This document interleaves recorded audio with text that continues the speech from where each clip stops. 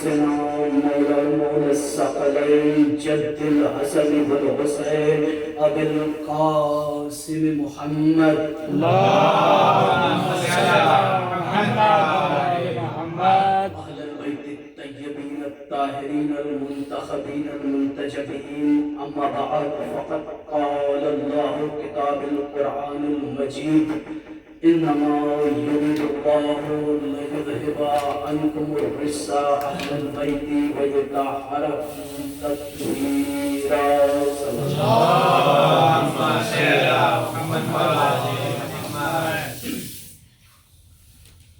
آپ مغنی سے گزارش ہے کہ آگے آ جائے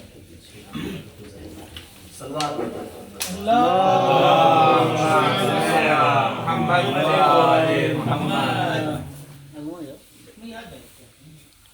قرآن مجید جو نازل ہوئی ہے وہ دراصل ہم انسانوں کے لیے نازل ہوئی ہے. یہ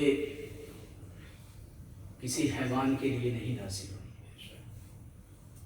خدا بند متعال نے جب اس کائنات کو خلق کیا تو فقط خلق نہیں کیا، انہوں نے انسانیت کو جینے کا سلیقہ بھی بتایا، اور اس کا باقاعدہ طور پہ ثبوت یہ ہے کہ ہر دور میں اس نے انبیاء نازل کیے. سب سے پہلے اگر اس دنیا میں کوئی انسانیت بھیجی گئی ہے تو وہ نبی بھیجی گئی ہے، حضرت آدم علیہ السلام. اس کے بعد جس طریقے سے انسانیت پنپتی گئی، انسانیت بڑھتی گئی، جیسے جیسے ان کے اندر گمراہی آتی گئی، اس حساب سے اللہ نے ان کی ہدایت کے لیے انبیاء کو بھیجا، انبیاء کو بھی بھیجا. اور بعض وقت ولی خدا جن کو کہتے ہیں، جو انبیاء تو نہیں ہیں لیکن انبیاء کے برابر ان کا درجہ مانا جاتا ہے. اب لوگ کہتے ہیں کہ ہمارا مذہب سب سے قدیم ہے. اگر یہودیزم کو دیکھا جائے تو لوگ کہیں گے کہ یہودی جو جیوز ہیں وہ سب سے زیادہ قدیم ہے، لیکن ایسا نہیں ہے. حضرت آدم علیہ السلام جب اس دنیا میں آئے ہیں تو وہ فقط اسلام کا پیغام لے کر کے آئے کہ جو انسان کی مکمل زندگی ہے وہ اسلام کے زیر نظر گزری. اب میں آپ کے سامنے ایک آیت آپ کے سامنے میں بتاتا ہوں. قرآن مجید کے سورہ بقرہ کی 256ویں آیت ہے، جس میں خدا نے باقاعدہ فرمایا کہ لا اکراہ فی الدین قد تبین الرشد من الغی فمن یکفر بالطاغوت ویؤمن باللہ فقد استمسک بالعروۃ الوثقی لا انفصام لها واللہ سمیع علیم. یعنی اس کا مطلب کیا ہے کہ ہم نے اگر اپنی زندگی میں ہم نے اگر لا الہ الا اللہ پڑھ دیا تو کیا ہماری ذمہ داری ختم ہو گئی؟ بلکہ لا الہ الا اللہ پڑھنے کے بعد ہماری ذمہ داریاں اور بڑھ گئی. کیسے بڑھ گئی؟ اللہ رب العزت نے سورہ بقرہ کی 256ویں آیت میں وہ یہ کہہ رہا ہے کہ دین میں کوئی جبر نہیں ہے. میں پوچھوں گا خدا بند عالم، آپ نے یہ کیسے کہا کہ دین میں کوئی جبر نہیں ہے؟ آج تو بڑے بڑے عالم دین ہمیں الگ راستہ بتا رہے ہیں مذہب کا کہ اگر نہیں چلو گے اس راستے پہ تو جہنم میں جاؤ گے، جلائے جاؤ گے، مارے جاؤ گے، الگ الگ طریقہ. لیکن آپ نے یہ بات کیوں کہی؟ یعنی یہاں پہ خدا بند متعال ایک انسان کو آزاد پیدا کر رہا ہے. دنیا میں جب ایک بچہ آتا ہے تو آپ بتائیں وہ معصوم ہوتا ہے یا گنہگار ہوتا ہے؟ معصوم ہوتا ہے نا. اس کے اندر گمراہی، اس کے اندر گنہگاری کہاں سے آتی ہے؟ وہ گنہگار کیسے بنتا ہے؟ وہ اس دنیا میں جب آتا ہے سب سے پہلے وہ ہمارے گھر میں پیدا ہوتا ہے. ہمارے گھر میں پیدائش کے بعد جس طریقے سے وہ ہمارے گھر کا ماحول دیکھتا ہے اس حساب سے وہ ڈھلتا جاتا ہے. بعد میں اسکول جاتا ہے، اسکول کا ماحول اس کے اندر آتا ہے. لیکن یہاں پہ خدا بند عالم نے کہا دین میں کوئی جبر نہیں ہے. یہ سوچنے کا مقام ہے کہ دین میں جبر کیوں نہیں ہے. یعنی اللہ میں آپ کو منزل تک لے کے جا رہا ہوں، آپ غور اس پہ کریے گا کہ دین میں جبر اس لیے نہیں ہے کہ خدا بند عالم نے آج تک کسی انسان کے اوپر ظلم نہیں کیا. اگر اسے ظلم کرنا ہوتا یا اس پہ ایک مین پاور کو اپنے کنٹرول میں رکھنا ہوتا تو وہ وہ ایک انسان کو اتنی قابلیت ہی نہیں دیتا کہ اس کا آزادانہ خیال ہوتا، ساری چیزیں اس کے انڈر میں ہوتی۔ آپ دیکھ لیں فرشتوں کو جو حکم دیا گیا کہ آپ کو رکوع کرنا ہے تو وہ رکوع میں ہزاروں سال سے، لاکھوں سال سے۔ اگر آپ جو روح قبض کرنے والا فرشتہ ہے، کیا وہ دوسرا کام کرتا ہے؟ نہیں کرتا، وہ فقط روح قبض کرتا ہے، اس کو اور کوئی چیز معلوم نہیں، اس کے اندر فیلنگ نہیں، اس کے اندر احساس نام کی چیز نہیں ہے۔ لیکن اللہ نے ایک انسان کی جب خلقت کی تو مکمل طور پہ آپ غور کریں کہ جب آپ دیکھیں کہ جب مجسمہ آدم تیار کیا گیا تو اس میں اللہ نے کیا کہا کہ میں اپنی روح اس کے اندر ڈالوں گا۔ یعنی آج اس پوری دنیا میں جتنے بھی انسان ہیں، چاہے وہ منافق ہوں یا کافر ہوں یا کسی بھی مذہب سے اس کا تعلق ہو، اللہ والا ہو اللہ والا نہیں ہو، اس کے اندر اللہ کی روح ہے۔ اب آپ بسم اللہ الرحمن الرحیم پڑھتے ہیں نا، کھانا کھاتے ہیں، کچھ بھی کرتے ہیں، بسم اللہ کرتے ہیں، اگر نیک کام کرتے ہیں تو اس میں اللہ نے کیا کہا؟ رحمان بھی ہوں رحیم بھی ہوں۔ یعنی صرف رحمان کہہ سکتا تھا، کافی نہیں تھا، لیکن رحمان اور رحیم کر کے یہ بتا رہا ہے کہ رحمان تو میں ایک مخصوص انسان کے لیے ہوں، رحیم میں ہر اس پوری دنیا کے انسان کے لیے ہوں۔ یعنی اگر بارش ایک مسلمان کے کھیت میں ہو رہی ہے، بغل میں اگر کسی کرسچن کا کھیت ہے، چاہے ہندو کا کھیت ہے، تو اس کے بھی کھیت میں برابر کی بارش ہوگی۔ اللہ کبھی دو نظر نہیں دیکھتا۔ یہ ہم انسان کے اندر یہ چیز ہے کہ ہم ہمیشہ اپنے، اگر ہمارا بڑا بھائی یا ہمارا چھوٹا بھائی کوئی ترقی کر لیتا ہے تو ہم ہمیشہ اس کو حسد کی نظر سے دیکھتے ہیں۔ اگر ہمارا کوئی پڑوسی ڈاکٹر بن جاتا ہے یا کسی اور فیلڈ میں ترقی کر لیتا ہے تو یہ ہمارے اندر بغض و جلن پیدا ہوتا ہے۔ یہ خدا کے اندر ظلم نہیں ہے، یہ انسانیت کے اندر ہے۔ صلوات پڑھ دے محمد و آل محمد۔ اللہم صلی علی محمد و آل محمد۔ اور حسد کو پیدا کرنے والا اگر کوئی ہے، کون ہے؟ شیطان، عزازیل۔ یہ کوئی انسان نہیں ہے، عزازیل ہے، جناتوں میں سے تھا، سنتے رہتے ہیں۔ لیکن اتنی عبادت کی ہے اس عزازیل نے کہ تمام فرشتوں سے افضل ہو گیا۔ انسانوں کو تو چھوڑ ہی دو، تمام فرشتوں سے افضل ہو گیا۔ اسی لیے کہتے ہیں کہ عبادت کو کبھی ترک نہ کرے، نماز کو کبھی چھوڑے نہیں، کیونکہ ہر انسان کا جو اللہ تک پہنچنے کا زینہ ہے وہ نماز ہے۔ اللہ کی قربت اتنی کیسے حاصل کی شیطان نے؟ عبادت کے ذریعے سے۔ بعض روایتوں میں مورخین نے لکھا ہے کہ دنیا تو فقط اتنی سی ہے، اگر دیکھی جائے پتہ نہیں کتنی ایسی یونیورس ہے، جبکہ بڑے بڑے ٹیلیسکوپ کے ذریعے سے، بڑے بڑے ریسرچ کے ذریعے سے یہ ثابت ہو چکا کہ کروڑوں ملینز دنیا ہے اس یونیورس سے، کوئی ایک نہیں۔ لیکن مسئلہ یہ ہے کہ ہم انسان کو گمراہ کرنے والا کون ہے؟ شیطان ہے۔ اب یہاں پہ میں ایک بات بتاتا ہوں، میرا موضوع جو تھا وہ یہ تھا کہ اللہ نے جبر کیوں نہیں رکھا انسان کو، کسی مذہب پہ جبر کیوں نہیں؟ اللہ یہ کہہ رہا ہے، اب آپ یہ سنیں غور سے اس بات کا، صلوات پڑھ دے محمد و آل محمد۔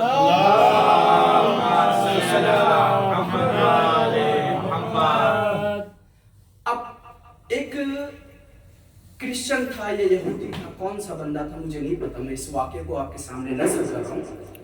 وہ انجینئر مشہد مقدس پہنچا، تو آپ دیکھیں اس واقعے سے شاید آپ کو عبرت ملے، سبق ملے کچھ۔ وہ پہنچا مشہد مقدس میں، وہ کئی دن گھومتا رہا پھرتا رہا اپنے کام کے سلسلے سے ادھر ادھر۔ بعد میں اس کی نظر پڑتی ہے مولا امام رضا علیہ الصلوۃ والسلام پہ،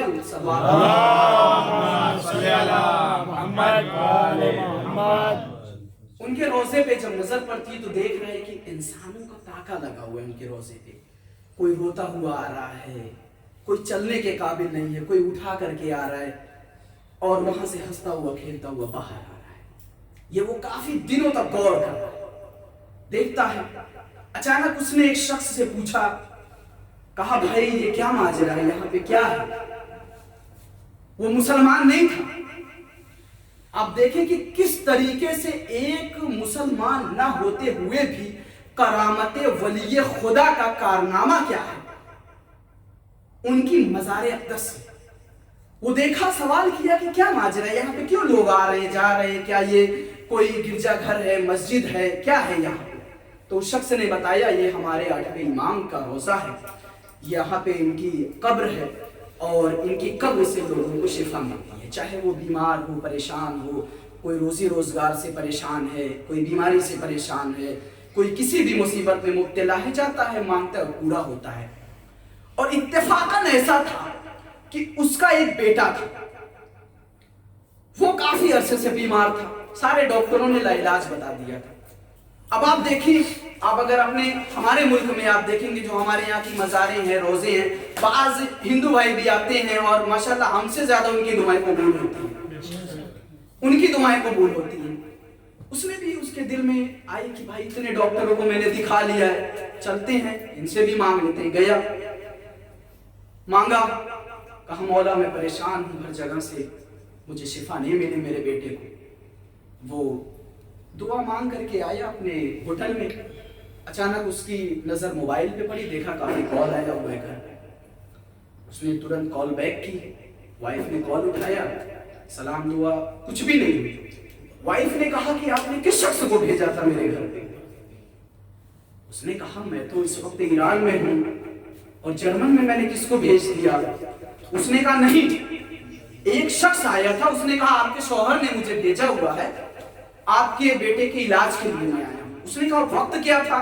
तो उसने कंपेयर किया तो देखा कि जिस वक्त मैं रोजे में दुआ मांग रहा था उस वक्त मौला रजा जर्मन में उसके घर पे गए और उसके बेटे का इलाज किया, वो शिफायाब हो गया। सलवात पढ़ दे मोहम्मद वाले।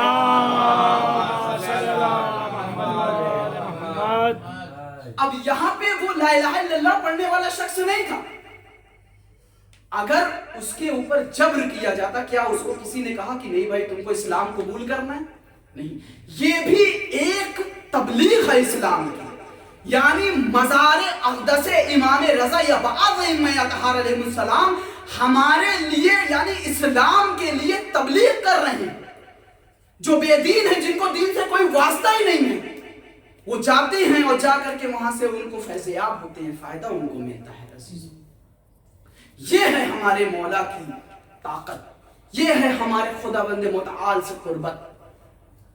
अजीजों, हम सब किस मुसीबत में मुब्तला हैं? यानी हमारे पास मौलाए कायनात अली इब्न अबी तालिब है, फिर भी आज हम परेशान हैं, हमें सुकून नहीं है। क्यों? हमें अपनी ज़हनियत पे ये गौर व फिक्र करना चाहिए। आज हम यहाँ पे इकट्ठे हुए, माशाल्लाह बात हो रही है और बाज़ अफराद वहाँ पे कहीं और पे जाते हैं, गपशप होती है, बातें होती है, खत्म हो जाती है। लेकिन ये तौफीक खुदा है कि आज हम सब यहाँ पे बैठ करके इबादत कर रहे हैं। ये इबादत है, मजाक नहीं है। और किसी को ये चीज नसीब होती है, वक्त गुजर जाता है, दिन गुजर जाता है, दिन बढ़ते जाते हैं, एक वक्त ऐसा आता है कि इंसान इस दुनिया से रुखसत हो जाता है। एक शख्स था, सिपाही था, बीमार हुआ, ऑपरेशन की नौबत आई, उसकी गया हॉस्पिटल में, ट्रीटमेंट शुरू हुआ। अचानक ऐसा कुछ हुआ कि उसकी रूह जो है जिस्म से निकल गई। जब रूह जिस्म से निकल गई, वो उसकी रूह आलम बरज़ख में पहुंच गई। वो गया, देखता है कि बड़ी सी किताब है, बड़ी सी किताब है। उसने किताब को पलटा, उसने देखा ये तो मेरा नामा अमाल है। उसने पढ़ा कि मैंने इतनी उम्र से इबादत शुरू कर दी थी, 7 साल की उम्र से। हमारे यहाँ ये बताया जाता है कि जब हम बालिग हो जाए तब नमाज पढ़े, लेकिन बेहतर ये है कि अगर हम अपने बच्चे को 7 साल की उम्र से ही इबादत कर दें तो वो फायदा ही पहुंचाती है, नुकसान नहीं पहुंचाती। उसने देखा, वरक को पलटा, माशाल्लाह सारी जितनी उसने अच्छाइयाँ की होती सब नजर आ रही है। अचानक जब उसने एक ऐसा सफा पलटा तो उसने देखा कि जो 2-3 अच्छाइयाँ उसने की हुई सब हवा में परवाज कर रहा है। उसने फिर बीच में देखा कि आखिर वजह क्या है। फिर उसने बीच में जब अपने अमाल को पढ़ा तो उसने किसी की गीबत की गई। गीबत, उस गीबत की वजह से उसके सारे पूरे दिन के जो अमाल थे वो नामे अमाल से मिटा दिए खुदाबंद आलम। तो आप देखें कि गीबत जो है कितनी सख्त है, ये मजाक नहीं है। हमें खुद सोचना चाहिए कि गीबत हमें कितना नुकसान पहुंचा रही है। वो आया, जब शख्स उसके جب وہ پلٹا عالم برزخ سے، اس کے جسم میں معجزہ ہی کہہ سکتے ہیں، اس کے جسم میں جب روح ہے تو اس نے آ کر کے ایک کتاب لکھی، 90 صفحے کی وہ کتاب ہے، 3 منٹ قیامت، یہ کتاب کا نام ہے، آپ جا کر کے اس پہ پڑھ سکتے ہیں، 3 منٹ قیامت۔ اس نے جب وہ کتاب لکھی ہے، اس نے اس عالم برزخ میں سوال کیا خداوند عالم سے کہ آخر جو میں نے یہ غیبت کی ہے، ہماری دنیا میں بھی بہت سارے ایسے شخص جو غیبت کرتے ہیں، اس کا سیلوشن کیا ہے، اس کا حل کیا ہے؟ تو اس شخص کو غیب سے آواز آئی کہ جب بھی آپ کسی کی غیبت کریں یا برائی کریں، جب آپ کو یہ احساس ہو جائے کہ ہم نے فلاں شخص کی غیبت کی ہے، یہ غلط ہے، اس سے ہمارے انبیاء کرام، خداوند عالم اور ائمہ اطہار علیہ السلام نے منع فرمایا ہے، تو آپ اس کے حق میں دعا کریں۔ جب آپ اس کے حق میں دعا کریں گے تو وہ آپ کے نامہ اعمال میں بہتری لکھی جائے گی۔ صلوات پڑھ دیں محمد۔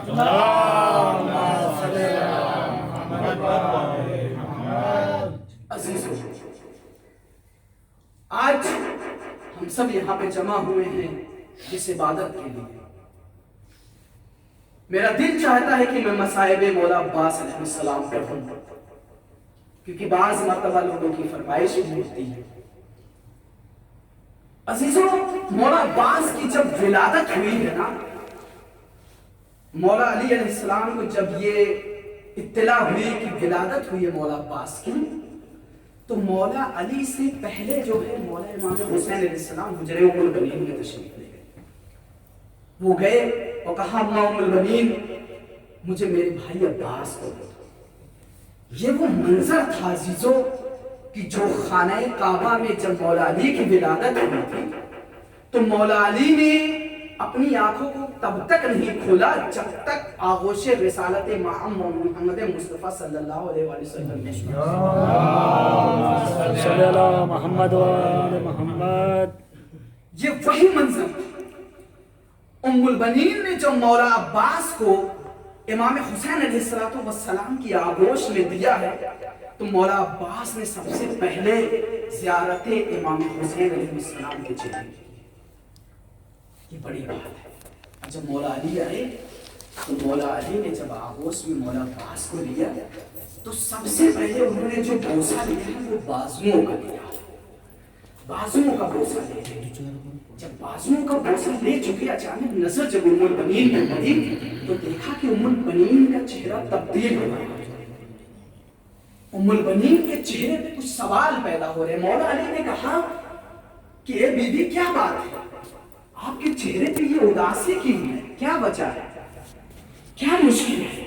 ام البنین نے کہا مولا، مجھے پتا ہے یہ یمنا صحرا نہیں ہے، یہ ایک کنیز کا بیٹا ہے، آپ اس کے بازوؤں کا بوسہ لے رہے ہیں۔ اللہ اکبر! میرے مولا کی آنکھوں سے آنسو جاری ہو گئے، میرے مولا علی کی آنکھوں سے آنسو جاری ہو گئے۔ عزیزوں، آنکھوں سے آنسو کا جاری ہونا تھا کہ ام البنین نے کہا اے میرے مولا، کیا بات ہے، آپ کیوں رو رہے ہیں؟ کہا اے ام البنین، جو میں دیکھ رہا ہوں وہ تو نہیں دیکھ رہی ہے، میں کربلا میں دیکھ رہا ہوں، میں اس وقت کربلا میں وہ منظر دیکھ رہا ہوں جب میرا یہ بیٹا نہر فرات میں مشکیزے میں پانی بھر رہا ہوگا تو ایک شمر ایسا گوز مارے گا کہ اس کا دایاں بازو قلم ہوگا، اس کا بایاں بازو قلم ہوگا۔ اجرکم اللہ۔ بس ایک بار مولا علی یہ واقعہ بتا رہے ہیں، گویا ایک حجرے ام البنین میں مجلس ہو رہی ہے۔ عزیزو، جب مولا 1 سال کے ہوئے ہیں نا، تو ایک ہاتھ کو جناب زینب پکڑ کر کے اور ایک ہاتھ کو ام کلثوم پکڑ کر کے صحن میں چلنا سکھا رہی ہے۔ عزیزو، جناب زینب اور ام کلثوم کو دیکھ کر کے مولا علی نے کہا اے زینب، اپنے بھائی عباس کو چلنا سکھا رہی ہو؟ کہا نہیں بابا، بلکہ ہم ان کے سائے میں چلنا سیکھ رہے ہیں۔ مرتبہ عباس آپ دیکھیں عزیزو، مرتبہ عباس آپ دیکھیں۔ ایک بار جب اہل حرم کا قافلہ अहले हरम का काफिला जब मदीने पहुंचा है ना, जब बशीर ने मनादी दी है अना जुबेहल अला जुबेहल हुसैनो बे करबला, अला जुबेहल हुसैनो बे करबला, बस एक बार जब उम्मुल बनीन के कानों में ये आवाज गई, एक बार बेटे फजल को बुलाया, कहा फजल मुझे सहारा दो, मुझे नबी रसूल पे, मुझे रोज़े रसूल पे ले चलो। जब रोज़े रसूल पे उम्मुल बनीन पहुंची है ना, बशीर से सवाल किया, कहा ए बशीर ये तू किसकी मनादी दे रहा है, ये कौन से हुसैन की शहादत की मनादी दे रहा है। कहा ए बीबी ये हुसैन की मैं मनादी दे रहा हूँ, ये रसूल के नवासे हैं, ये जनाब फातिमा ज़हरा के जिगर के टुकड़े हैं, ये मौला अली के बेटे हैं। अल्लाह अकबर। एक बार उन्होंने कहा ए बशीर जरा मुझे ये बताओ कि हुसैन को कैसे शहीद किया गया। हुसैन के साथ में एक और शख्स था जिसका नाम अब्बास था, क्या अब्बास वहां पे नहीं थे। कहा नहीं बीबी अब्बास को हुसैन से पहले शहीद कर दिया गया। कहा मुझे बताओ अब्बास को कैसे शहीद किया गया। बशीर ने बताया कि अब्बास के सर में एक जालिम ने गुर्ज मारा और अब्बास घोड़े की सीन से जमीन पे गिर गए। बस अज़ादारों, उम्मुल बनीन ने कहा ए बशीर क्या तुझे खबर नहीं है, अब्बास अपने हाथों की उंगलियों से गुर्ज के साथ खेलते थे, ये कैसे हो सकता है। उन्होंने बशीर ने कहा ए बीबी बशीर को, ए बीबी अब्बास के बाजू को पहले काटा गया, अब्बास के बाजू नहीं थे। बस एक बार जब गुर्ज लगा अब्बास के सर पे, अब्बास के जब सर पे गुर्ज लगना था कि घोड़े पे संभल ना सके, घोड़े से जमीन पे आए और सारे लईनों का जमा होना था। अजरुकुम अल्लाह, अल्लाहु अकबर। एक बार उम्मुल बनीन जमीन पे बैठ गई, कहा अल्लाहु अकबर। ए बशीर मैं ये तसव्वुर कर रही हूँ जब कोई शख्स किसी बुलंदी से जमीन पे आता है, एक बार जब कोई शख्स बुलंदी से जमीन पे आता है तो वो अपने दोनों हाथों का सहारा लेता है। मेरा अब्बास जब घोड़े की सीन से जमीन पे आया होगा तो वो किसका सहारा लिया होगा। अल्लाहु अकबर, अल्लाहु अकबर। एक बार उम्मुल बनीन फजल का सहारा लेकर के जन्नतुल बकी में पहुंची, मज़ारे फातिमा ज़हरा पे। आए बीबी फातिमा, मेरे बेटे अब्बास को माफ करना, मेरे बेटे अब्बास को माफ करना, मेरा बेटा आपके लाल की हिफाजत न कर सका। अल्लाह